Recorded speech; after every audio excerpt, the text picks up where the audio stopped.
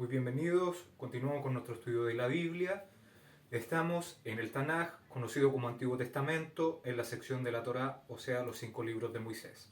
Para que tome su Biblia, lápiz, cuaderno, tomen apunte. Recordar que estamos en el libro de Shemot, ya conocido como Éxodo transliterado al español. Entonces estamos viendo Sefer Shemot. El capítulo, el maná que el Todopoderoso nos da este Shabbat, es el capítulo 7 de este libro, ¿ya? Para que abran su Biblia en el capítulo 7. Una ayuda a memoria: en el capítulo 6 vimos que el Todopoderoso había proclamado su nombre desde la antigüedad a nuestros patriarcas, ¿ya? O sea, desde antes se había dado a conocer con su nombre el que es, el que era y el que ha de venir, el autoexistente, también conocido como el Eterno, Yud, He, Bat, He. Además vimos que el Todopoderoso nuevamente iba a enviar a Moshe y Aarón hacia Faraón después de haber transcurrido 2 años viviendo Moshe en la tierra de Mitzrayim y que Faraón no había querido dejar ir al pueblo de Israel de su tierra. Además vimos que Israel no le estaba creyendo a Moshe lo que el Todopoderoso le había mandado de ir a hacer a Egipto, que era sacarlos de su pueblo. Entonces, ahora damos comienzo al capítulo 7, verso 1. Dice: el autoexistente dijo a Moshe: mira, yo te he constituido Dios para Faraón y tu hermano Aarón será tu profeta. La palabra, es llamativo que la palabra traducida como Dios en su Biblia al español aparece como con minúscula. Ya esa palabra que está con minúscula es la palabra que en hebreo se translitera, es la palabra H430, la palabra Elohim. Elohim. ¿Ya qué significaba esto? Nosotros ya esta palabra es conocida a través de nuestros estudios, que significa poderoso. ¿Ya? Poderoso. Entonces es llamativo que aparezca con minúscula esa palabra, siendo que muchas veces la hemos visto que aparece con mayúscula, haciendo una distinción a lo mejor el traductor entre el Dios Padre y algún otro Dios o ídolo o otra persona. Entonces, en hebreo, todas las palabras son con mayúscula. Y esta misma palabra, entonces, que se traduce para Dios Padre, ya lo que aparece muchas veces con mayúscula en su Biblia, acá está haciendo mención a que a Moisés se le está constituyendo, se le están dando los poderes para que sea un poderoso, un Dios, ¿ya? Entonces a Moisés se le está dando esta autoridad. Porque nosotros hemos visto que la palabra Elohim no solo designa al Padre, al Creador, sino también puede designar a Moshe, a Yitzhak, a jueces o a algún rey, ¿ya? El que esté a cargo del pueblo. Y le voy a invitar que vayamos con nuestra Biblia al libro de Éxodo, capítulo 22:8. Vamos con nuestra Biblia al libro de Éxodo. Éxodo o Shemot, ya lo conocemos, capítulo 22, verso 8 y 9. Verso 8 y 9, vamos a ver los testigos de que la palabra Elohim se traduce como juez. Dice: si el ladrón no fuere hallado, entonces el dueño de la casa será presentado a los jueces. Esa palabra jueces es la palabra hebrea Elohim, que se transliteró como jueces.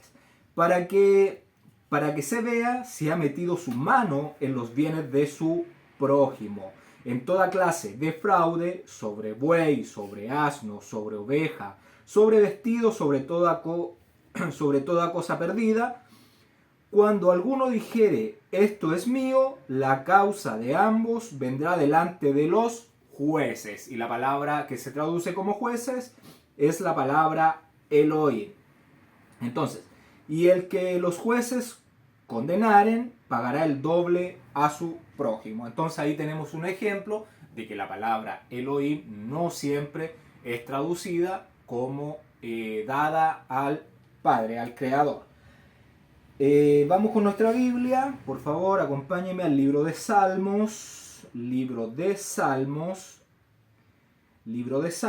capítulo 82, verso 1, capítulo 82, verso 1, 82, verso 1, doy lectura. Dios está en la reunión de los dioses, en medio de los dioses juzga. Acá vemos la palabra Dios, que está al comienzo del versículo, es la palabra Dios refiriéndose al Padre, y es la palabra Elohim, ¿ya? Y cuando acá aparece dioses con minúscula, es la misma palabra Elohim, ¿ya? En medio de los Elohim, entonces juzga, es la misma palabra. Y por favor vamos al libro de Éxodo 4:16. Libro de Éxodo 4:16. Vamos a ver otro testigo de que esta palabra se utiliza no solamente para el Padre. ¿Por qué es importante saberlo? Porque tenemos que comprender la misión de Moisés, la misión de Yeshua, ¿ya? Verso 16. Y él hablará por ti al pueblo. Él te será a ti el lugar de boca y tú serás para él el lugar de Dios, el lugar de poderoso, el lugar de Elohim. Ya ahí se le está dando a Moshe esa tarea. Y vamos a Éxodo 3:4, capítulo de Shemot, capítulo 3, verso 4. Dice, viendo el Eterno que él iba a ver, lo llamó Elohim de en medio de la zarza y dijo, Moshe, Moshe, y él respondió, heme aquí. ¿Por qué cito este verso? Porque este verso es importante, porque lo primero que dice es que aquí es cuando Moshe ve la zarza ya, que hay fuego, pero no se está consumiendo, y le dice, viendo el Eterno, viendo Yud, He, Bat, He, que iba a ver, lo llamó Elohim de medio de la zarza, lo llamó el poderoso. Es importante hacer la mención porque acá vemos una sombra de la manifestación de el Todopoderoso. Ya al Todopoderoso nadie le ha visto, y el fuego que está en esa zarza es la manifestación visible de el autoexistente.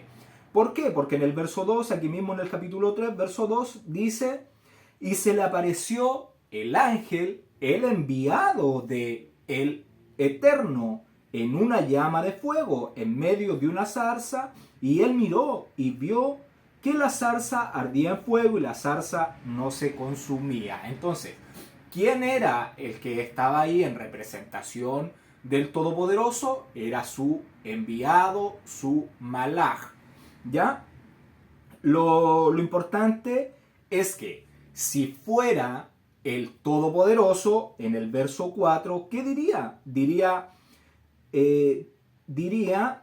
viendo el Eterno que iba a ver, lo llamó el Eterno, debería decir, si fuera el mismo Dios que lo estaría llamando. No tendría por qué decir, lo llamó el Eterno, viendo el Eterno que iba a ver, lo llamó Elohim, lo llamó poderoso. ¿Ya? Entonces, ahí tenemos que hacer la distinción de que estaba el malaj del Todopoderoso representándolo en la zarza.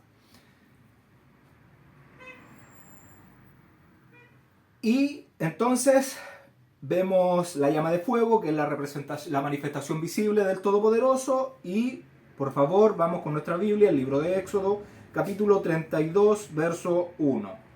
Verso 1. Esto tiene que quedar muy entendido, súper comprendido, porque si no entendemos esto, no vamos a entender el Nuevo Testamento o el Brit Hadashah cuando los apóstoles se refieren a nuestro Dios, a nuestro poderoso, ¿ya? No haciendo mención al Padre, sino al representante de Él en la tierra. Entonces dice el verso 32 del libro de Génesis, Génesis 32, 1.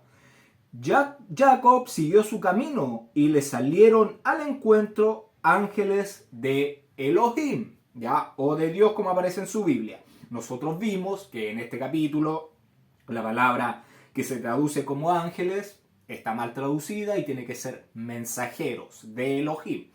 Y que no está haciendo referencia al Padre, ya esa palabra Elohim vimos nosotros en el capítulo 32 que no es el Padre, sino es a Yitzhak, quien es el poderoso, a quien se le había dado la autoridad de representar al Padre aquí en la tierra, a quien conocía sus mandamientos, sus instrucciones, todo lo relacionado con él tenía la autoridad y las personas tenían que recurrir a Yitzhak. Y los mensajeros que fueron al encuentro de Jacob eran personas que vivían con Yitzhak. Verso 2, y dijo Jacob cuando los vio, campamento de Elohim es este, y llamó el nombre de aquel lugar Mahanaim. ¿Ya? Entonces cuando dice aquí en el verso 2, y dijo Jacob cuando los vio, campamento de Dios, campamento de Elohim, campamento de poderoso, campamento de Yitzhak. Ya era quien tenía el principado en la tierra en ese momento. Entonces podemos darnos cuenta a través de todos los versos que le he mostrado que la denominación Elohim o la denominación poderoso se usa para referirse a personas que el Eterno les da poder o le asigna una posición de voceros y representantes del único y verdadero todopoderoso, que es digno de todo servicio y culto y temor de parte de los hombres que fueron creados por sus manos. ¿Y Aarón qué iba a ser? Aarón iba a ser el profeta de Moshe. La palabra que se utiliza para profeta es la palabra Naví, es la palabra H, Naví. Es la palabra 50-30. La palabra 50-30 del diccionario Strong. ¿Qué significa? ¿Qué significa profeta? Es quien expresa la palabra revelada, o sea, quien expresa los mandamientos del Todopoderoso. Ese es un profeta. Hombre es un hombre inspirado. ¿Inspirado en qué? En los mandamientos, en las ordenanzas, en los estatutos que el Todopoderoso dejó para que nosotros caminemos en este valle de sombra y de muerte, donde se está mezclando la cizaña con el trigo, donde se mezcla la luz con las tinieblas, ya los hijos del bien y los hijos del mal. Es muy importante entender la expresión hebrea, nuestro Dios, nuestro poderoso, que utilizaban los apóstoles. Cuando ellos decían nuestro Dios, ¿ya? Los traductores no comprendían la expresión hebrea, Elohim, ¿ya? Si no la asociaban al Padre, pero no podían comprender entonces la expresión, ya que Dios, ya que el Todopoderoso, el autoexistente, había constituido a Yeshua, a su Hijo, como poderoso. Lo constituyó como guía, como príncipe, como cabeza, como padre, como jefe y como rey, porque él es el Melquisedec, rey de paz, rey de justicia. Y cuando entonces se le asocia esta palabra, Elohim, o Dios, ya cuando los apóstoles están diciendo nuestro Dios, nuestro poderoso, nuestro Elohim, es cuando al Mesías, a Yeshua, se le da el principado y un nombre que es sobre todo nombre. Pero todo esto no está diciendo que Yeshua sea el Padre, ya no está diciendo que sea el Eterno, ya, porque el Eterno, el autoexistente, es otra cosa, ya él es el creador, es el Padre. Ejemplo de esto podemos ver en Juan 12:49, vamos con nuestra Biblia a Juan 12:49, el libro de Juan, capítulo 12, verso 49, verso 49 dice: porque yo no he hallado 12:49,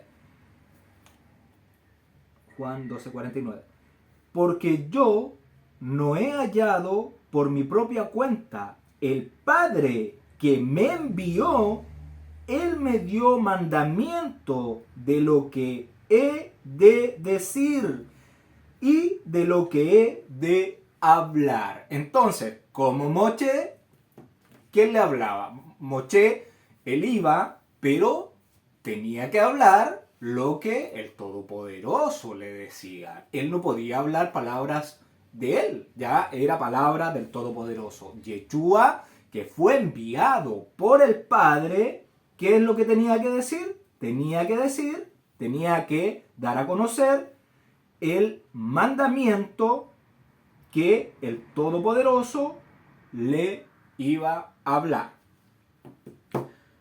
Entonces vemos el primer ejemplo de Yeshua, que dijo entonces: las palabras que yo hablo no son mías. Ya él no podía andar hablando palabras de él, sino palabras del que le envió, que fue su Padre. Él solamente fue el Elohim, el poderoso, ya el Dios que fue enviado a la tierra para hacer las maravillas, los prodigios que el Todopoderoso le iba a mandar. Y vamos aquí al mismo libro de Juan, capítulo 5, libro de Juan, capítulo 5, verso 37, dice: también el Padre que me envió ha dado testimonio de mí. Nunca habéis oído su voz, ni habéis visto su aspecto. Ya nosotros sabemos que al Todopoderoso nadie le ha visto, nadie lo conoce, como acá se está diciendo. Entonces, Yeshua, el mismo está dando testimonio, el Padre, que lo envía el Padre, ¿ya? Y vamos a ver el libro de Juan, capítulo 14, verso 2. Libro de Juan, capítulo 14, verso 2.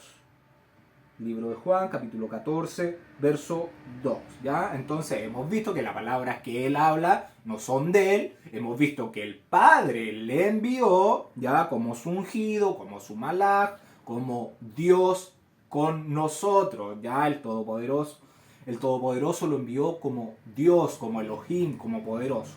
Y vamos a leer ahora Juan 14:2. Dice: en la casa de mi Padre, ya quien lo envió, muchas moradas hay. Si así no fuera, yo os lo hubiera dicho. Voy pues a preparar lugar para vosotros. Ya ahí está hablando del Padre. ¿Y qué vemos? ¿Qué vemos en todos estos versos que estamos leyendo? Vemos la figura, ya, de Yeshua. En lo mismo que está pasando con Moshe, quien es constituido Dios, es constituido poderoso, es constituido Elohim, para realizar las maravillas que el Eterno, que el autoexistente, que el gran yo soy, les dirá que haga. Espero que se haya entendido esto porque es importante para entender todo lo del Nuevo Testamento, ¿ya? Verso 2. Tú dirás todas las cosas que yo te mande, y Aarón, tu hermano, hablará a Faraón para que deje ir de su tierra a los hijos de Israel. Entonces, Moshe debería decirle a Aarón las cosas que el autoexistente le dice, y Aarón debería transmitirlas a Faraón, como Yeshua lo hizo frente al César, ya transmitirle las palabras del Todopoderoso. Verso 3. Y yo endureceré el corazón de Faraón y multiplicaré en la tierra de Egipto mis señales y mis maravillas.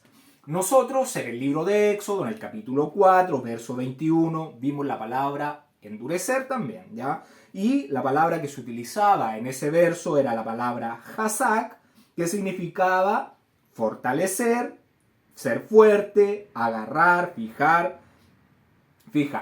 En este verso, aquí es donde estamos leyendo, este verso 3, la palabra que se utiliza es la palabra kachá, ¿ya? Que significa endurecer igual. Kachá.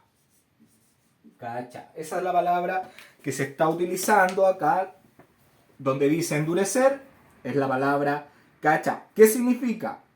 Significa ser denso, duro o severo. ¿Qué quiere decir esto? Quiere decir que Dios le dice a Moshe que él hará duro y difícil el corazón de Faraón, a pesar de que aumente sus milagros hermosos que él hará. Verso 4. Y Faraón no os oirá, mas yo pondré mi mano sobre Egipto y saldré y sacaré a mis ejércitos, mi pueblo, los hijos de Israel, de la tierra de Egipto, con grandes juicios. El Todopoderoso sabe que Faraón no le oirá, ¿ya? ¿Por qué? Porque el Todopoderoso sabe quién le rechazará y quién le aceptará. Como sabía el Todopoderoso que Faraón no le iba a aceptar, ¿por qué? Porque la simiente de Hasatam, ya recordemos que Faraón ¿de quién desciende? Desciende de Egipto, ¿ya? Egipto es hijo de Cam, o Misrayim, ¿ya? Misrayim es hijo de Cam. Cam, nosotros sabemos que es de la simiente híbrida, que es de los descendientes de Caín. Caín es descendiente de Hasatam, ¿ya? Eso ya lo hemos visto. Y entonces, como pertenece a la cizaña de este mundo, no iba a cambiar, aunque el Todopoderoso lo castigara progresivamente dándole la oportunidad para que se arrepintiera. No, el Todopoderoso no ignoraba que en su interior, en el interior de Faraón, era perverso y que su maldad era innata y que no cambiaría porque su raza, su linaje, la cizaña, ya esta simiente híbrida, había sido declarada maldita desde el principio. Ya nosotros sabemos todo lo que pasó en un principio y desde ahí esa semilla viene maldita. Entonces, el Todopoderoso va a manifestar en el Faraón todo su poder y grandeza, ya como un testimonio eterno para el mundo. ¿Y qué más va a hacer el Todopoderoso? Va a manifestar lo absurdo que es rechazar el llamado de Dios. Sigue atento con sus oídos. Si el Todopoderoso le está llamando, lo mejor que podría hacer uno es escuchar, ¿ya? Verso 5.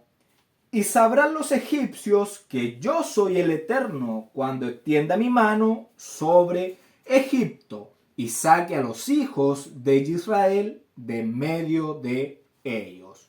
Los egipcios, recordemos que ellos se hacían los que no conocían al autoexistente, no lo conocían, pero recordemos que sus maravillas eran conocidas en toda la tierra que existe, ya él era conocido. Desde que se creó la tierra, que fue creada por él, por el Eterno, él es conocido en todas las naciones. Pero como ellos se hacían que no conocían al Eterno, ahora lo iban a conocer, y las demás naciones y todas las generaciones posteriores lo iban a conocer, porque iba a dejar un testimonio escrito con estas maravillas que hizo en Egipto, y que Faraón no quiso obedecer lo que el Todopoderoso le estaba pidiendo. Entonces, todo lo que nosotros ya somos las generaciones postreras, y nosotros conocemos todos estos milagros, conocemos la historia de Egipto, conocemos cómo Faraón se negó a dejar salir al pueblo y las maravillas que hizo el Todopoderoso, esas 10 plagas que culminó al final con la salida de Israel de la tierra de Egipto. Verso 6. E hizo Moshe y Aarón como el Eterno le mandó, así lo hicieron. Moshe y Aarón obedecen al Todopoderoso lo que les había ordenado. Verso 7. Era Moshe de edad de 80 años y Aarón de edad de... Verso 7. Era Moshe de edad de 80 años y Aarón de edad de 83, cuando hablaron a Faraón. Esposa, si me puede ayudar con la lectura del libro de Jacer, capítulo 67, verso del 1 al 4, por favor. Había un hombre en la tierra de Mitzrayim, de la acera de Levi, cuyo nombre era Amram, el hijo de Kehat, hijo de Levi, el hijo de Israel. Y este hombre fue y tomó esposa, a saber, Jochebed, la hija de Levi, la hermana de su padre, y ella era de 126 años, y él vino a ella. Y la mujer fue preñada y dio a luz una hija, y ella llamó Miriam, porque en esos días los Mitzrayimim habían amargado la vida de los hijos de Israel. Y ella fue preñada de nuevo y dio a luz un hijo, y llamó su nombre Aarón, porque los días de su concepción Faraón comenzó a derramar la sangre de los niños varones de Israel. Gracias. Entonces, Amram, hijo de Coat, hijo de Leví, toma entonces por esposa a Jochebed a los 126 años de Israel, ingresar a Egipto, y tiene una hija que se llama Miriam. Ya entonces, a los 126 años de Israel vivir en Egipto, nace Miriam. Y en el año 127 de Israel vivir en Mizrayim, nace a Aarón.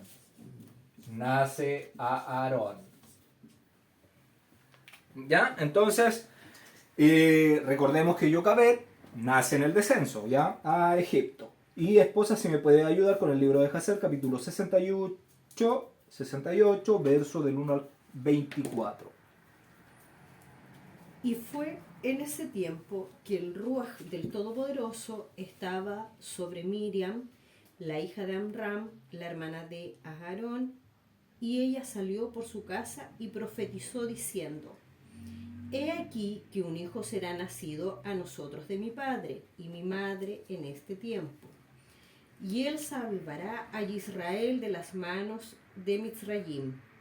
Y cuando Amram oyó las palabras de su hija, él fue y trajo de regreso a su esposa a la casa, después que él la había despedido cuando Faraón ordenó que todos los hijos varones de la casa de Jacob fueran echados al agua. Así que Amram tomó a Jochebed, su esposa, 3 años después que él la había despedido, y él vino a ella, y ella fue preñada. Y al final de 7 meses de su concepción, ella dio a luz un hijo, y toda la casa fue llena con una gran luz, como la luz del sol y la luna en el tiempo que brillan. Y cuando la mujer vio que el niño era hermoso y placentero a la vista, ella lo escondió por 3 meses en una habitación interna. En aquellos días, los Mizrayimim conspiraban para destruir a todos los hebreos allí. Y las mujeres Mizrayimim fueron a Goshen, donde estaban los hijos de Israel, y ellas se llevaban a sus pequeños sobre sus hombros, los bebés que aún no hablaban. Y en esos días, cuando las mujeres de los hijos de Israel daban a luz, cada mujer escondía a su hijo de delante de los Mizrayimim, para que los Mizrayimim no supieran que ellas habían dado a luz y no los pudieran destruir de la tierra. Y las mujeres Mizrayimim venían a Goshen, y sus hijos, que no podían hablar, estaban sobre sus hombros, y cuando una mujer Mizrayimim venía a la casa de una hebrea, su bebé comenzaba a llorar. Y cuando lloraba, el niño que estaba en la habitación interna respondía. Así que las mujeres Mizrayimim se iban y lo decían en la casa de Faraón. Y Faraón mandaba a sus oficiales a tomar a los niños y matarlos. Y así hacían los Mizrayimim a las mujeres hebreas todos los días. Y fue en ese tiempo, como 3 meses después que Jochebed escondió a su hijo, que la cosa fue conocida en la casa de Faraón. Y la mujer se apresuró a sacar a su hijo antes de que los oficiales vinieran. Y ella hizo un arca de junco y lo cubrió con cieno y brea. Y puso al niño en ella y la puso en el borde del río.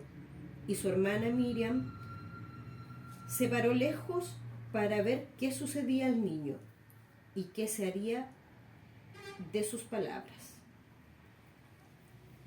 Y el Todopoderoso envió en ese tiempo un calor terrible sobre la tierra de Mizrayim, que quemaba la carne del hombre como el sol en su circuito, y grandemente oprimió a los Mizrayimim. Y todos los Mizrayimim descendían al río a bañarse, por causa del calor consumidor que quemaba su carne. Y Batia, la hija de Faraón, también fue a bañarse en el río, debido al calor abrasador, y sus sirvientas caminaban por el borde del río como todas las mujeres de Mizrayim. Y Batia alzó sus ojos al río, y ella vio el arca sobre el río, y mandó a su sirvienta a buscarla.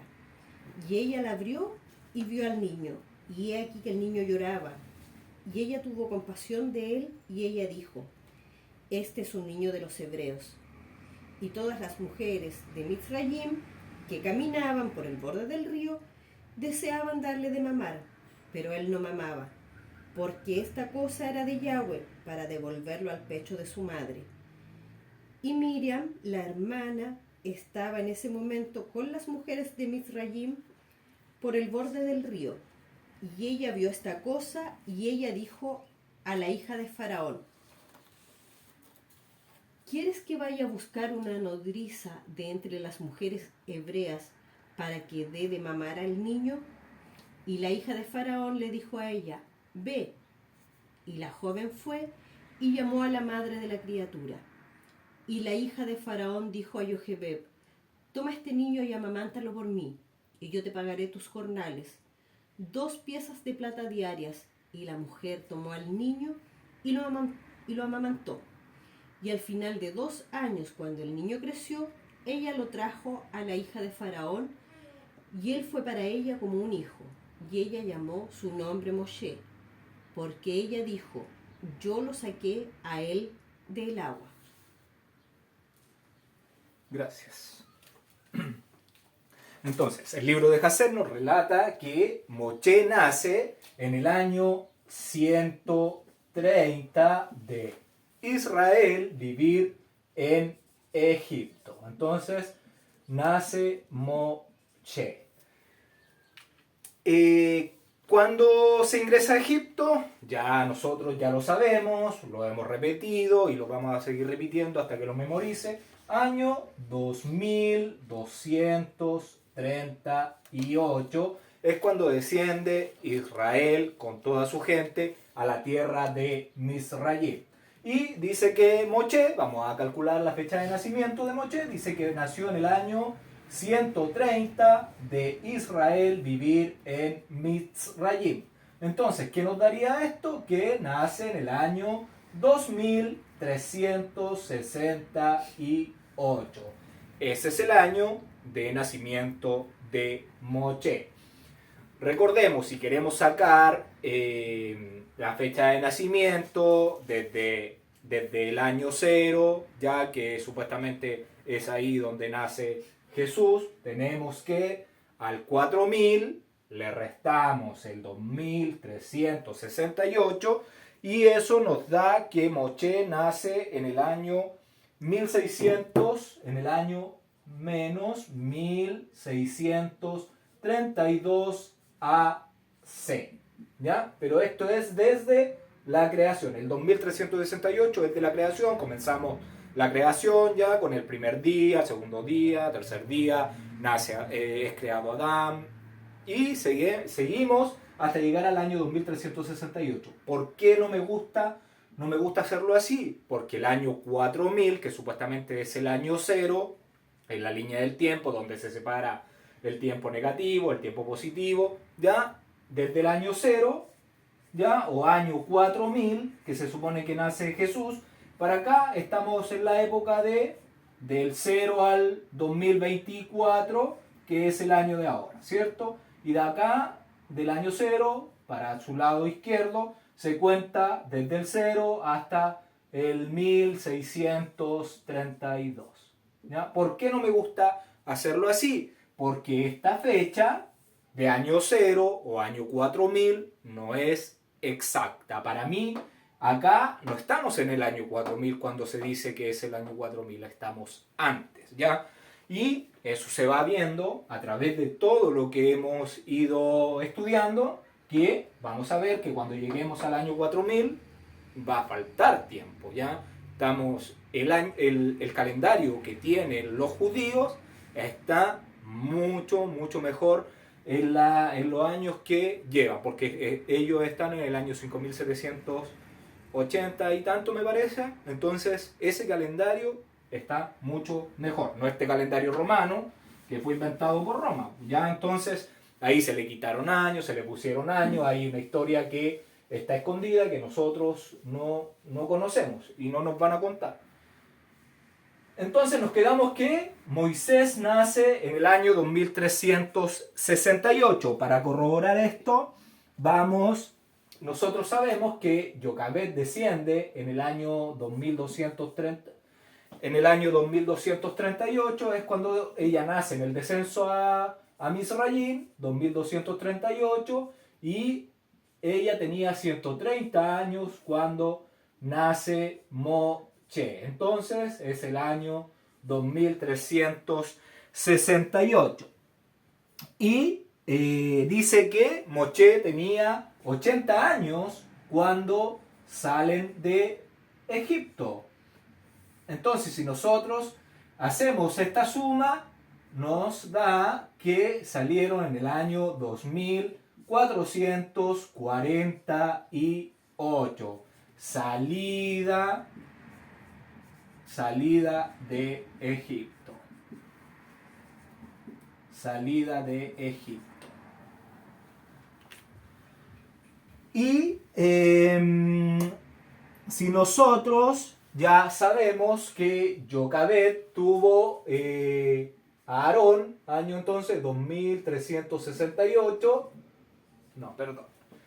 Cuando ingresa a Egipto Jacob es en el año 2238. Y dice que tuvo a Aarón al año 127 de Yocabed y de Israel vivir en Egipto. Esto nos da el año 2365. Esto entonces, nacimiento de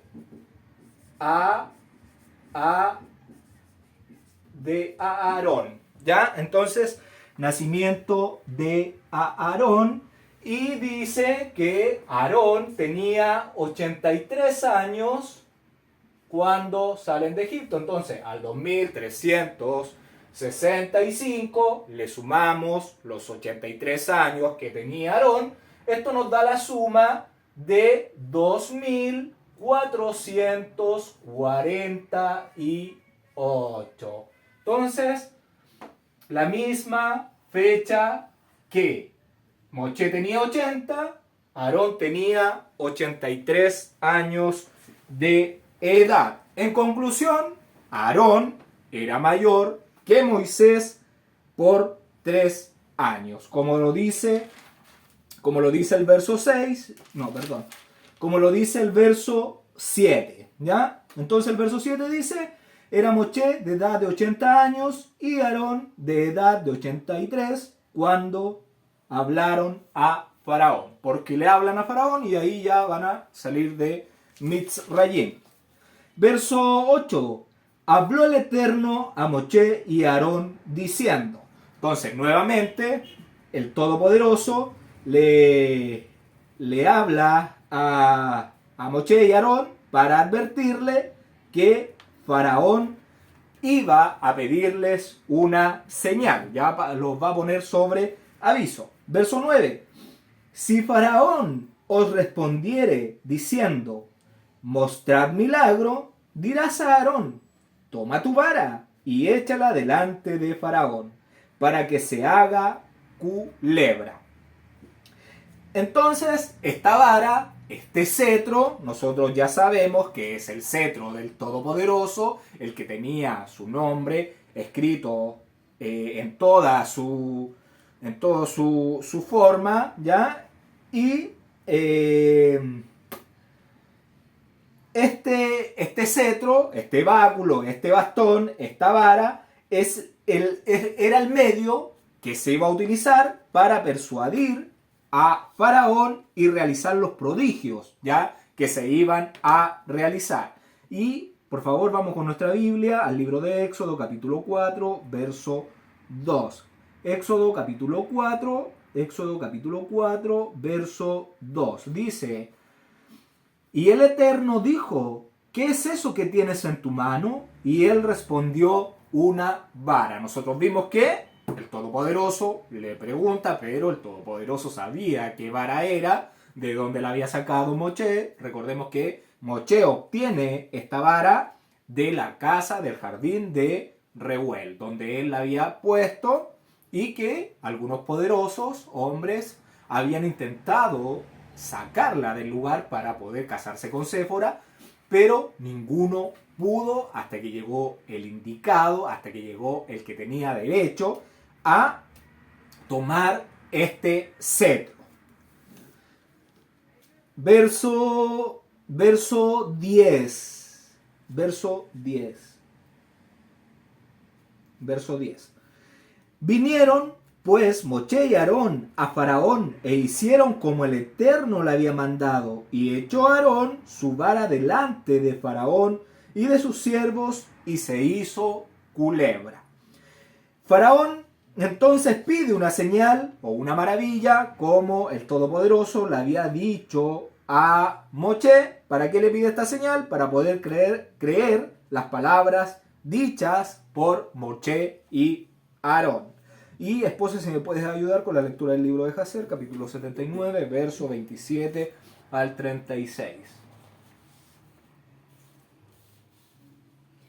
Y cuando ellos se habían ido, Faraón envió a Bilam y por Janes y Jambres sus hijos y a todos los magos y hechiceros y consejeros que pertenecían al rey, y ellos vinieron y se sentaron delante del rey. Y el rey les dijo todas las palabras que Moshe y su hermano Aarón habían hablado a él. Y los magos dijeron al rey: ¿pero cómo vinieron los hombres a ti por causa de los leones que estaban recluidos en la puerta? Y el rey dijo: porque ellos alzaron su cetro contra los leones y los confundieron, y vinieron a mí. Y los leones también se regocijaron con ellos como un perro se regocija al encontrar a su amo. Y Bilam, el hijo de Bejor, el mago, respondió al rey, diciendo: esos no son más que magos como nosotros. Ahora, por lo tanto, envía por ellos y que vengan y probaremos. Y el rey así lo hizo. Y en la mañana Faraón envió por Moshe y a Aarón, y vinieron delante del rey. Y ellos tomaron el cetro del Todopoderoso, vinieron al rey y hablaron con él diciendo: así dice Yahweh, el Todopoderoso de los hebreos: envía fuera a mi pueblo para que ellos me sirvan. Y el rey dijo a ellos: ¿pero quién les creerá que ustedes son mensajeros del Todopoderoso y que vienen a mí por orden de él? Ahora, por lo tanto, mándenme una maravilla o una señal en este asunto. Y entonces las palabras que ustedes hablan serán creídas. Y Aarón se apresuró y tiró el cetro de su mano delante de Faraón y delante de sus sirvientes, y el cetro se convirtió en una serpiente. Eso. Gracias. Entonces, va Moshe y Aarón, y los siervos que se encontraban con Faraón, mencionados, eran Bilán y sus hijos, que son Janes y Jambres, ya que eran hijos de él, y además habían magos, hechiceros y consejeros, ya con el Faraón. Entran entonces a hablar con Faraón, Moshe y Aarón, al Faraón pedir una señal o prodigio, Aarón tira el cetro de su mano y se convirtió en serpiente. La palabra, o en culebra, ya como aparece en su Biblia, la palabra es la H8577, la palabra traducida como culebra, es la palabra H, la palabra H 8577, la palabra H 8577 del diccionario Strong, y es la palabra hebrea tanin. ¿Ya? Esa es la palabra hebrea que se translitera a su Biblia español como culebra. Y dice en el diccionario Strong, dice monstruo marino o terrestre, serpiente marina o chacal, culebra, serpiente, dragón. Esas son las definiciones de esa palabra.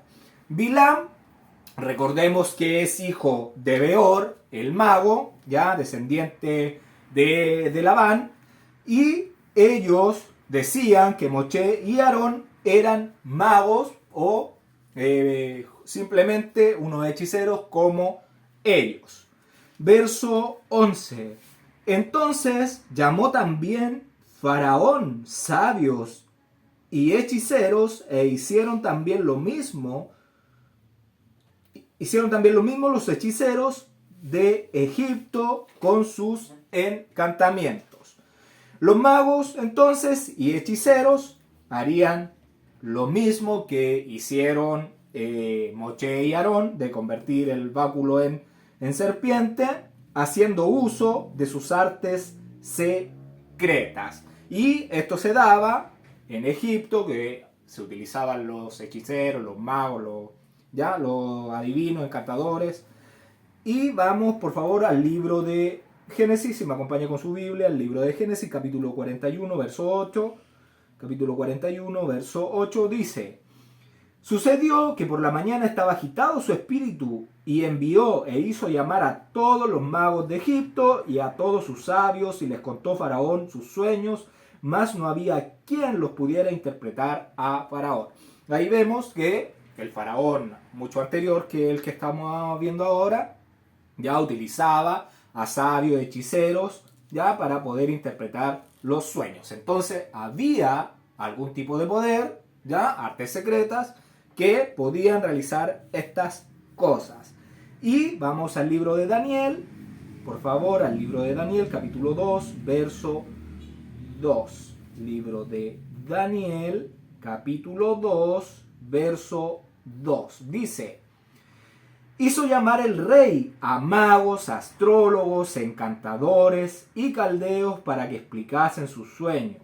Vinieron pues y se presentaron delante del rey. Vemos que aquí los caldeos, los babilónicos, que son descendientes de Nimrod, que también utilizaban a magos, hechiceros, interpretadores de sueños, para ver o revelar cosas que un simple mortal, alguien que no tiene conocimiento en esas artes, no lo puede hacer. Y segunda de Timoteo, vamos con nuestra Biblia, al libro de segunda de Timoteo, capítulo 3, verso 8. Segunda de Timoteo, capítulo 3, verso 8. Segunda de Timoteo, capítulo 3, verso 8. Dice así: y de la manera que Janes y Jambres resistieron a Moshe, así también estos resisten a la verdad. Hombres corruptos de entendimiento, réprobos en cuanto a la fe. Ya, aquí el apóstol Shaul de Tarso está haciendo mención de Janes y Jambres, que eran los hijos de Bilam, que estaban acá cuando se estaba sucediendo todo esto con Moshe y Aarón. Y vamos a ver de dónde el ser humano obtuvo este conocimiento, ¿ya? ¿Por qué? De alguna otra, ¿por qué se obtuvo esta forma? ¿Cómo se obtuvo? ¿Quién lo dio? ¿Ya? Vamos a verlo, por favor. Esposa, si me puede ayudar con la lectura del libro de Jacer. No, perdón, libro de Enoc, capítulo 6, 7 y 8. Así sucedió que cuando en aquellos días se multiplicaron los hijos de los hombres, les nacieron hijas hermosas y bonitas. Y los vigilantes, hijos del cielo, las vieron y las desearon. Y se dijeron unos a otros: vayamos y escojamos mujeres de entre las hijas de los hombres y engendremos hijos.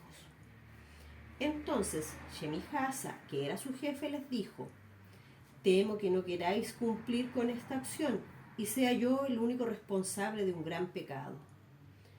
Pero ellos le respondieron: hagamos todos un juramento y comprometámonos todos bajo un anatema a no retroceder en este proyecto hasta ejecutarlo realmente.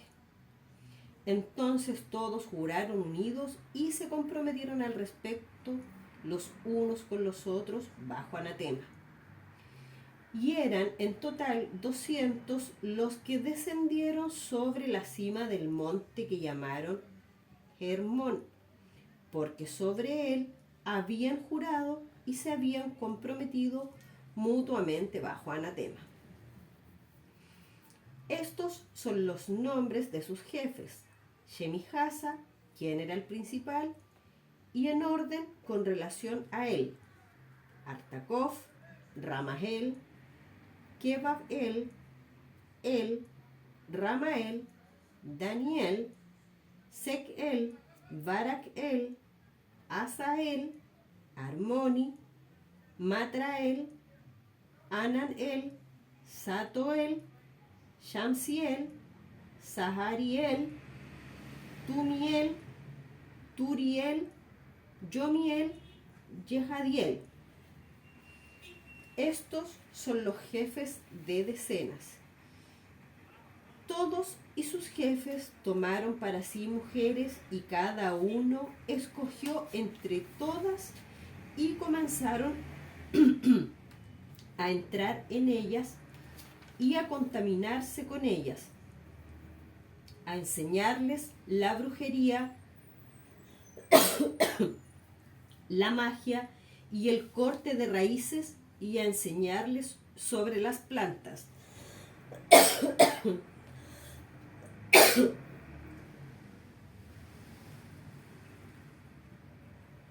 Quedaron embarazadas de ellos y parieron gigantes de unos 3000 codos de altura, que nacieron sobre la tierra y conforme a su niñez crecieron, y devoraban el trabajo de todos los hijos de los hombres, hasta que los humanos ya no lograban abastecerles. Entonces los gigantes se volvieron contra los humanos para matarlos y devorarlos.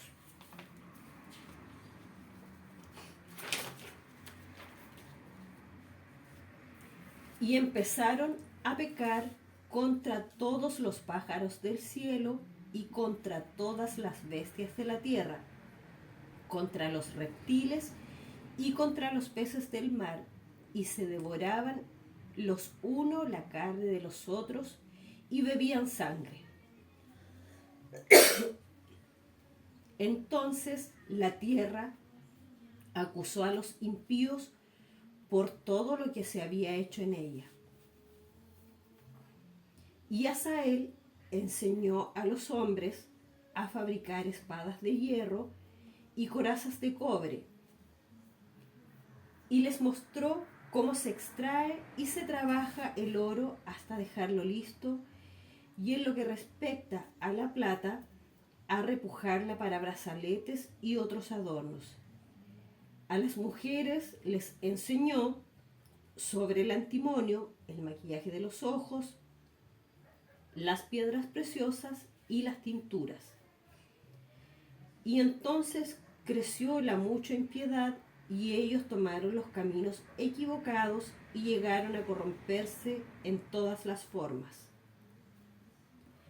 Shemijasa enseñó encantamientos y a cortar raíces, Hermoni a romper hechizos, brujería, magia y habilidades afines, Barak los signos de los rayos, Kokab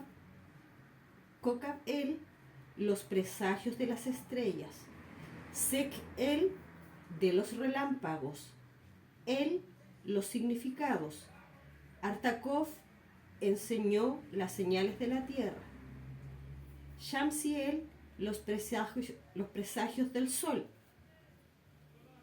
y Shahariel los de la luna, y todos comenzaron a revelar secretos a sus esposas. Como parte de los hombres estaban siendo aniquilados, su grito subía hasta el cielo. Gracias.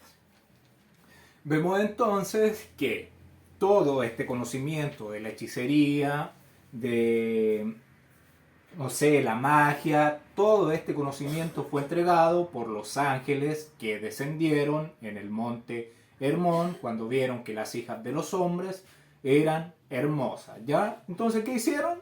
Descendieron, dejaron su función que tenían, se rebelaron contra el Todopoderoso y bajan a la tierra, tienen relaciones con las mujeres, nacen los gigantes, los Nefilim, y ellos son los que revelan todo este tipo de conocimiento, ya de plantas, de cómo trabajar los metales, de las pinturas para las mujeres, la magia, todo, como ver la luminaria, los truenos, los relámpagos, todo ese conocimiento que trajo más pecado a la humanidad fue revelado por estos ángeles rebeldes. Continuamos, verso 12. Si usted quiere tener más información de todo eso, tiene que leer el libro de Enoch, ya 100% recomendado dentro de la bibliografía que nosotros utilizamos para estudiar. Se utiliza. Usted debería leerlo para tener conocimiento adicional de la Biblia, de la Torá, ¿ya? Verso 12. Pues echó cada uno su vara, las cuales se volvieron culebra, mas la vara de Aarón devoró la vara de ellos. Y después, si me puede ayudar con la lectura del libro de Jacer 79, verso 37 y 38. Y los hechiceros vieron esto, y ellos tiraron cada uno su cetro al suelo, y se convirtieron en serpientes. Y la serpiente del cetro de Aarón alzó su cabeza y abrió su boca, y se tragó los cetros de los magos. Gracias. Vemos que cada hechicero, cada mago, lanzó su cetro al suelo, se convirtió en serpiente, pero la serpiente de Aarón alzó su cabeza, ya una vez convertida, tiró a Aarón igual su cetro, ¿cierto? Estaba en serpiente, alzó su cabeza, abrió su boca y se tragó a los cetros de los magos, ya demostrando una superioridad del poder del Todopoderoso, ¿ya? Y después, si me puede ayudar con la lectura del libro de Jacer, capítulo 79, verso 39 al 41. Y Bilam, el mago, respondió y dijo: esta cosa ha sido desde la antigüedad, que una serpiente se trague a los de su clase, y que cosas vivientes se devoran una a la otra. Ahora, por lo tanto, restáurala al cetro que era antes, y nosotros también restauraremos nuestros cetros como estaban antes. Y si tu cetro se traga nuestros cetros, entonces sabremos que el Ruaj del Todopoderoso está con ustedes. Y si no lo hace, entonces solo con artífices como nosotros. Y Aarón se apresuró y cogió la serpiente por la cola y se convirtió en un cetro en su mano. Y los hechiceros hicieron lo mismo con sus cetros, y cada uno cogió cada serpiente por su cola, y se convirtieron en cetros como antes. Gracias. Bilán el mago, entonces respondió y dijo, después de ver que las varas se habían convertido en culebras y que la serpiente de Aarón, se había comido todas las otras, dijo que esta cosa siempre ha sucedido, esto ha sido desde la antigüedad, que una serpiente se trague a los de su clase y que cosas vivientes se devoren entre sí. Ahora le dice, Bilal le estaba diciendo, ahora restaura el cetro que era antes y nosotros también restauraremos el cetro. Y si tu cetro se traga nuestro cetro, sabemos que el Ruaj, que el aliento, que el espíritu, que la presencia del Todopoderoso está en ustedes. Y si no lo hace, entonces solo son artífices como nosotros. Bilán reconociendo que ellos no tienen ningún poder, que solo son artífices. Aarón entonces, ¿qué hizo? Cogió la serpiente por la cola y se convirtió en cetro en su mano, y los hechiceros hicieron lo mismo con sus cetros, se convirtieron en serpiente, se convirtieron en cetro en su mano, cada uno tomó su serpiente por la cola y se convirtieron en cetros nuevamente, como antes. Y si nosotros leemos el verso, el verso 12, dice, pues echó cada uno su vara, las cuales se volvieron culebra, mas la vara de Aarón devoró las varas de ellos. En el verso está haciendo mención de que la vara de Aarón se comió las varas de la otra. No que la vara culebra se comió las culebras de la otra. Si nosotros lo leímos con detenimiento. Entonces, el verso está relatando que el cetro o vara de Aarón devoró las varas de los hechiceros. No que una serpiente devora a las demás serpiente. Es decir, el cetro se tragó los cetros de los magos y hechiceros de Egipto. Y después se me puede ayudar con la lectura del libro de Hazer, capítulo 79, verso 42. Y cuando fueron restaurados a cetros, el cetro de Aarón se tragó los cetros de ellos. Gracias. Entonces, ¿cuál es el milagro? El milagro no es que se haya comido, que se haya transformado en serpiente, obvio, un milagro, pero desde la antigüedad dijo Bilam que esas cosas ya se hacían, ya que nosotros no lo hemos visto en estos tiempos, es otra cosa, pero eso era algo cotidiano entre los hechiceros y los magos de esas culturas. El milagro entonces se hizo más extraordinario cuando todos volvieron a ser báculos y que un objeto sólido, ya como un bastón, traga a varios otros siendo algo sólido, ¿ya? Entonces, este es un milagro doble al haber hecho eso. Y después se me puede ayudar con la lectura del libro de Hazer, capítulo 79, verso 43 al 52. Y cuando el rey vio esta cosa, él ordenó el libro de los registros que relata lo de los reyes de Mitzrayim fuera traído a él. Y ellos trajeron el libro de los registros, las crónicas de los reyes de Mitzrayim, en donde estaban inscritos todos los ídolos de Mitzrayim, porque ellos pensaron buscar en él el nombre de Yahweh. Pero ellos no lo encontraron. Y Faraón dijo a Moshe y a Aarón: he aquí que yo no he encontrado el nombre del Elohim de ustedes escrito en este libro. Y su nombre yo no conozco. Y los consejeros y hombres sabios respondieron al rey: nosotros hemos oído que el Todopoderoso de los hebreos es un hijo del sabio, el hijo de reyes antiguos. Y Faraón se volvió a Moshe y a Aarón y les dijo a ellos: yo no conozco a Yahweh, a quien ustedes han declarado, ni yo enviaré a su pueblo. Y ellos respondieron y dijeron al rey: Yahweh, el Todopoderoso de los Elohim, es su nombre.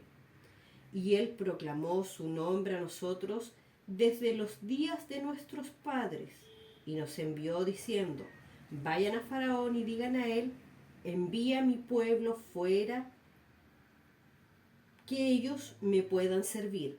Ahora, por lo tanto, envíanos que nosotros podamos tomar una jornada de 3 días dentro del desierto y allí sacrificar para él. Porque desde los días de nosotros descender a Mitzrayim, él no ha tomado nuestras manos ofrenda quemada, ni libación ni sacrificio. Y si tú no nos envías, su ira será rebullida contra ti, y él golpeará a Mitzrayim con la plaga o con la espada. Y Faraón dijo a ellos: díganme ahora su poder y su fortaleza. Y ellos dijeron a él: él creó el cielo y la tierra, los mares y todos los peces, y él formó la luz y creó la oscuridad, causó lluvia sobre la tierra y la regó, e hizo que sus herbarios y la hierba brotaran. Y él creó al hombre y la bestia y los animales del bosque y las aves del aire y los peces del mar, y por su boca ellos viven y mueren. Y te creó a ti y te puso en el trono real de Mitzrayim, y él tomará tu ruaj y alma de ti y te regresará al polvo de donde fuiste sacado.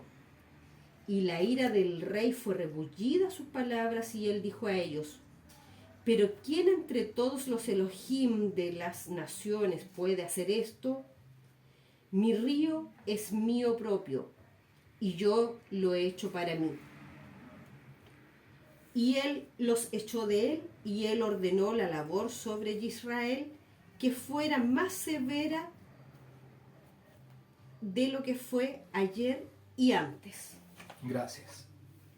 Faraón, al ver que un báculo sólido se había tragado a los demás báculos, que igual ya estaban sólidos, ya, pide los libros de los registros de los reyes de Egipto, donde estaban registrados todos los ídolos de Mizraim, porque ellos pensaron buscar el nombre del Eterno, ¿ya? Pero Faraón no encontró el nombre del autoexistente dentro de los registros. El Todopoderoso de Israel no fue encontrado dentro de sus ídolos. Y los hechiceros y consejeros dijeron, hemos oído que el Todopoderoso de los hebreos es un hijo del sabio, ¿ya? Ese hombre que aparece lleno de días, ¿ya? Nosotros tenemos que asociarlo a ese hombre. Y Faraón dijo que él no conocía al autoexistente y que no iba a dejar salir a su pueblo.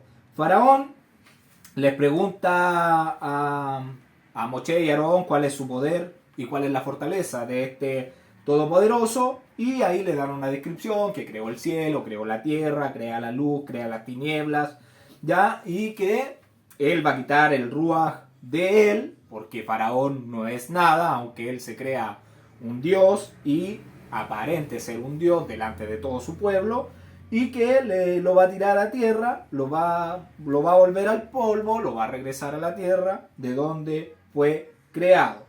Y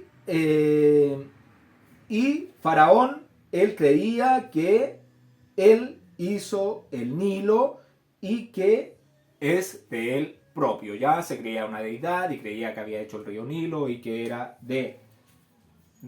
dándose mérito de algo que no es, porque el Todopoderoso creó todas las fuentes de agua, el mar y todo lo que nuestros ojos ven. Verso 13. Y el corazón de Faraón se endureció y no los escuchó como el gran yo soy lo había dicho. Y por favor, si me acompaña con su Biblia, el libro de Éxodo, capítulo 4, verso 21. Capítulo 4, verso 21. Dice: y dijo el Eterno a Moshe: cuando hayas vuelto a Egipto, mira que hagas delante de Faraón todas las maravillas que he puesto en tu mano, pero yo endureceré su corazón de modo que no dejará ir al pueblo. Entonces ya vemos la palabra profética del Todopoderoso de que Faraón no iba a dejar salir a su pueblo. Faraón no creyó y se hizo su corazón duro, se fortaleció su corazón. ¿Y por qué? Porque al ver que los hechiceros hicieron lo mismo que habían hecho Aarón, ya de haber convertido su báculo en serpiente, fortalece su necedad Faraón, como Dios entonces lo había dicho. Y la palabra que se utiliza acá, endurecer, es la palabra hazak, ya que significa fijar, ser fuerte, fortalecer. Verso 14. Entonces el Eterno dijo a Moshe: el corazón de Faraón está endurecido y no quiere dejar ir al pueblo. Entonces el corazón de Faraón se hizo difícil, pesado, no quiso escuchar la voz del Eterno. ¿Y qué va a hacer? ¿Qué va a pasar? Va a ser que el Todopoderoso levante su poder sobre Mizraim. Verso 15.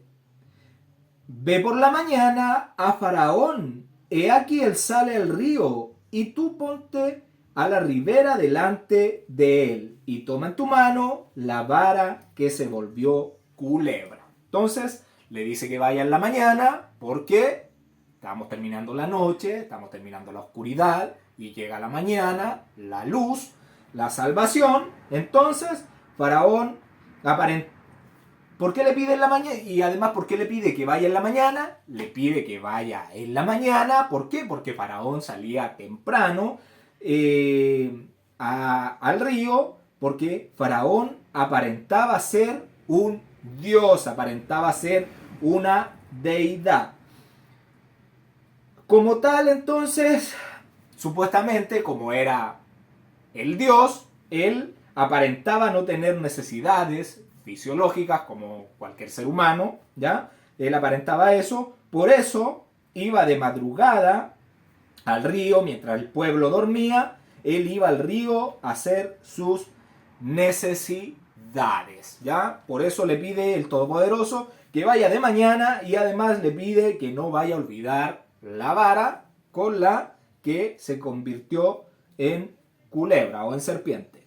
Verso 16.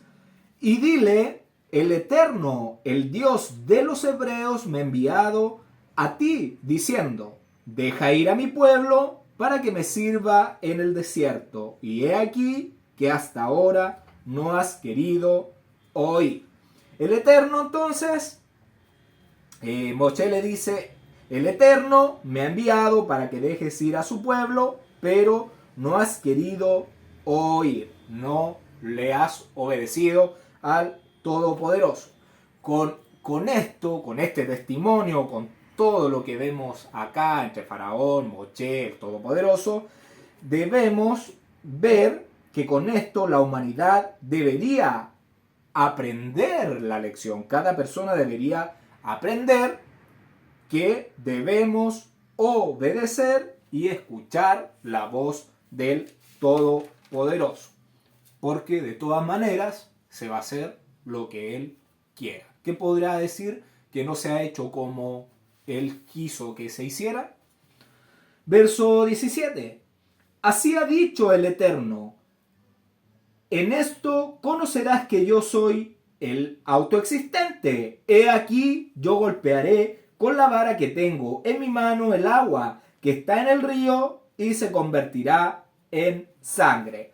Recordemos que Faraón y los egipcios decían no conocer al autoexistente.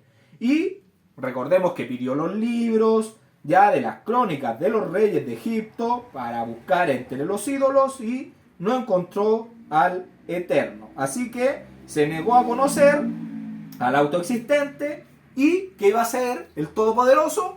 Iba a hacer que lo conociera por la fuerza. Y además todas las naciones haría que todas las naciones lo conocieran levantando su poder, golpeando a Faraón, a su gente y a la tierra de Egipto con grandes y dañinas plagas. Lo mismo que sucederá en el fin de los tiempos, lo mismo que sucedió con Noé cuando estuvo predicando por 120 años, que se arrepintieran, que ya venía el juicio y todos hicieron oídos sordos, ¿ya? Lo mismo va a suceder ahora entonces en el fin de los tiempos para todos los que no quisieron oír ni conocer al Todopoderoso, ¿ya? ¿Por qué? Porque Él va a llegar el momento en que tiene que derramar las copas de la ira para purificar la tierra de esta cizaña y dejar la tierra apta para el reinado de sus santos, de los que escuchan, de los que obedecen, de los que hacen sus mandamientos. Entonces, ¿qué podemos sacar como conclusión mientras leemos estos versos? Debemos sacar como conclusión que debemos escuchar al Todopoderoso, hacer lo que Él nos está pidiendo sin mayor problema. ¿Por qué? Porque es un beneficio para nosotros y porque nos espera en algún futuro algo mucho mejor que este mundo de tinieblas, ¿ya? Este reino de tinieblas. Y por favor, si me acompaña con su Biblia, el libro de Éxodo, capítulo 1, verso 16 al 22, voy a dar lectura. Dice, cuando asistáis a las hebreas en sus partos y veáis el sexo, si es hijo, matadlo, y si es hija, entonces viva. Pero las parteras temieron al Elohim y no hicieron como les mandó el rey de Egipto, sino que preservaron la vida a los niños. Y el rey de Mitzrayim hizo llamar a las parteras y le dijo, ¿por qué habéis hecho esto? ¿Que habéis preservado la vida a los niños? Y las parteras respondieron a Faraón, porque las mujeres hebreas no son como las egipcias, pues son robustas y dan a luz antes que la partera venga a ellas. Y Elohim hizo bien a las parteras, y el pueblo se multiplicó y se fortaleció en gran manera. Y por haber las parteras temido a Elohim, él prosperó sus familias. Entonces Faraón mandó a todo su pueblo diciendo, echad al río todo hijo que nazca y a toda hija reservad la vida. Ya aquí estamos viendo, vamos a ver una consecuencia de lo que Faraón estaba haciendo con los niños. Ya esta fue una consecuencia de esos mandamientos de Faraón de derramar la sangre de los niños. Y esposa, si me puede ayudar con la lectura del libro de Sabiduría, capítulo 11, verso 5 al 7. Los mismos elementos que habían servido para castigar a sus enemigos se transformaban en benéficos para el pueblo santo. Los egipcios vieron cómo su río, un verdadero río que corría en todas las estaciones, estaba manchado con un barro sanguinolento. Era en castigo por el decreto que había ordenado matar a los recién nacidos de Israel. En cambio, tú diste a tu pueblo contra toda esperanza un agua abundante. Gracias. Vemos que el río se iba a convertir en sangre como una consecuencia de lo que había hecho Faraón. Dice, entonces, los mismos elementos que habían servido para castigar a sus enemigos se transforman en beneficios para el pueblo santo. Ya esa misma sangre que fue derramada ahora se iba a transformar en beneficio porque ellos tenían una sangre, un agua pura, un agua potable. Los egipcios entonces vieron como el Nilo, ya un verdadero río que corría en todas sus estaciones, estaba manchado con sangre. Verso 18, continuamos. Y los peces que hay en el río morirán, y hederá el río, y los egipcios tendrán asco de beber el agua del río. Entonces morirían los peces y el río apestará, tanto que los egipcios se cansarán de tratar de sanear el agua del río. Ahí ya ellos no podrían hacer nada con eso que estaba sucediendo. Verso 19. Y el Eterno dijo a Moshe, di a Aarón, toma tu vara y extiende tu mano sobre las aguas de Egipto, sobre sus ríos, sobre sus arroyos y sobre sus estanques, y sobre todos sus depósitos de agua, para que se conviertan en sangre, y haya sangre por toda la región de Egipto, así en los vasos de madera como en los de piedra. Entonces toda el agua se iba a convertir en sangre. Esposa, si me puede ayudar con la lectura del libro de Jacer, capítulo 80, verso 3 al 5.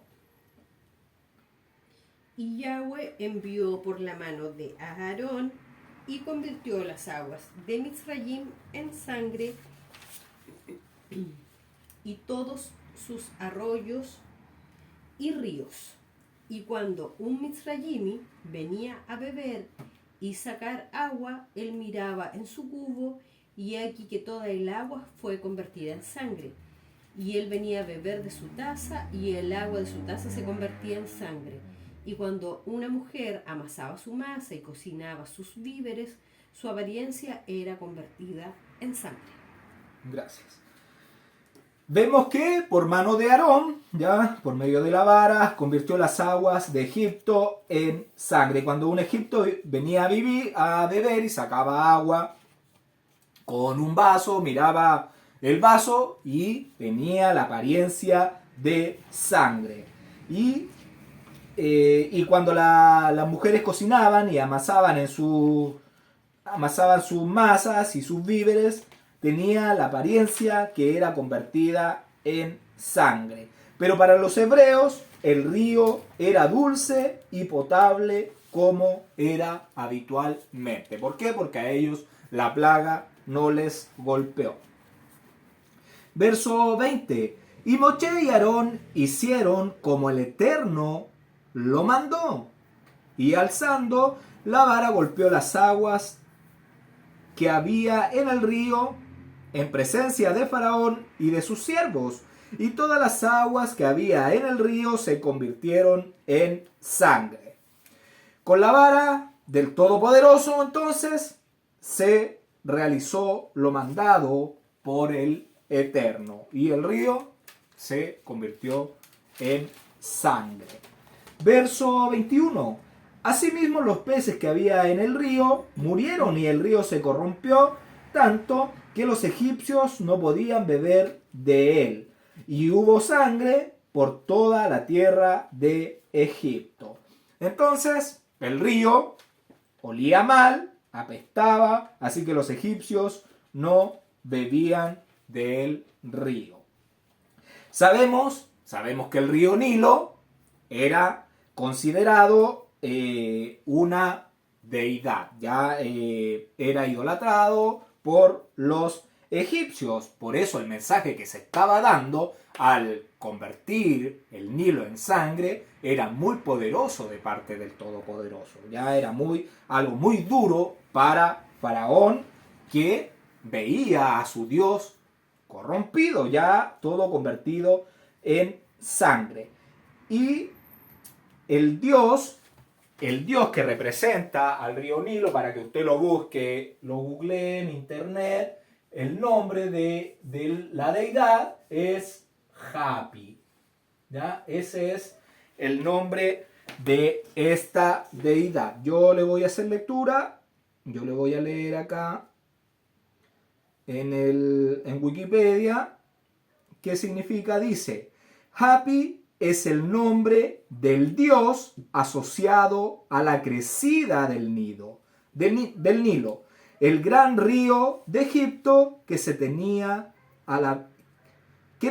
a su vez realidad física y mitológica. ¿Ya? Entonces, el rey Hapi, el dios Hapi, es el nombre entonces del dios asociado a la crecida del río Nilo. ¿Por qué? Porque al crecer se inundaba y eso daba fertilidad a la tierra. Ya, por eso se le asocia a eso. Y después, si me puede ayudar con la lectura del libro de Jacer, capítulo 44, verso 47. Y fue después de esto que el arroyo de Mizrayim creció sobre sus riberas, y todos los habitantes de Mizrayim salieron, y también el rey y príncipes salieron con cantos y danzas, porque era un gran regocijo en Mizrayim y un día festivo en el tiempo de inundación del mar de Sihor, y ellos fueron allí para regocijarse todo el día. Gracias. Vemos, el libro de Jacer nos relata que hubo una celebración cuando hubo una crecida del río Nilo. ¿Qué andaban haciendo? Andaban celebrando a su deidad, ¿ya? ¿Y cuándo sucedió esto? Cuando Joseph estaba trabajando ahí en la casa del egipcio y la esposa, recordemos que andaba muy interesada en Joseph porque lo encontraba muy atractivo, muy bonito, y ella se hizo la enferma, que estaba muy débil ya, porque ya no comía, y estaba muy afectada porque Joseph la rechazaba. Entonces, ¿qué hizo esta mujer? Se hizo la enferma, salió toda la gente a celebrar a su dios, a su deidad. Ella se quedó en su casa. Joseph tenía que ir a hacer los quehaceres, recordemos, y ella perfumó el lugar, se vistió con atuendos reales, una mujer hermosa. ¿Para qué? Para persuadir a Joseph que tuviera algo con ella. Ya no, esa mujer no soportaba que que fuera rechazada por Joseph. Y fue en este momento, cuando estaba sucediendo esto del río, de la crecida del Nilo, cuando se acusa a Joseph que había intentado abusar de ella, cuando esta mujer crea todo esto, esta historia falsa, y fue en ese tiempo cuando el libro de Jasher relata esa crecida del río Nilo. Y entonces, la única forma que los egipcios iban a poder beber agua era comprándosela a los hebreos. ¿Por qué? Porque para los hebreos seguía siendo un agua potable, como siempre, y si algún egipcio le arrebataba el agua al hebreo sin pagarla o la tomaba a la fuerza, ¿qué sucedía? El agua inmediatamente se convertía en sangre, ¿ya? Entonces era pagar por agua, era la forma de compensarlo. Y recordemos que tuvieron 7 días sin agua, entonces era la forma que tuvo Mizraim para sobrevivir, porque 7 días sin agua no hubieran sobrevivido. Verso 22. Y los hechiceros de Egipto hicieron lo mismo con sus encantamientos, y el corazón de Faraón se endureció y no los escuchó como el Eterno lo había dicho. Entonces, todos estos hechiceros, a lo mismo, como tienen el conocimiento de Hasatán, ya no tienen la sabiduría para solucionar esta plaga. Así que, ¿qué hacen? Hacen lo mismo. ¿Por qué? Porque ¿cuál es el objetivo del adversario, de la cizaña de Hasatán? ¿Cuál es el objetivo? Es destruir, robar y mentir. Por eso son simplemente artífices y no podían darle solución porque no tenían cómo hacerlo. 23, verso 23. Y Faraón se volvió y se fue a su casa y no dio atención tampoco a esto. Faraón no tomó nada en su corazón de todo lo que estaba viendo y desestimó el milagro del bastón y de la plaga de la sangre. Ya no lo puso en su corazón. Muy, muy mal. Verso 24. Y en todo Egipto hicieron pozos alrededor del río para beber, porque no podían beber de las aguas del río. Ya ellos estaban buscando una solución para no depender de los hebreos, obviamente, y porque estaban buscando alguna forma de encontrar agua, pero todo era sangre. 25, verso 25. Y se cumplieron 7 días después que el Eterno hirió el río. Entonces, la plaga de sangre dura 7 días. Cuando Faraón ya vio que estaba realmente afligido por todo esto, dio permiso para que Moshe y los hebreos se fueran de su tierra. Pero, ¿qué sucedió? Pero cuando vio que la plaga cesó, cambió de opinión, de parecer, y les impidió partir. Y nosotros, como esto hay que verlo, que las plagas va a ser lo mismo que va a pasar al final de los tiempos, ya en estos tiempos finales.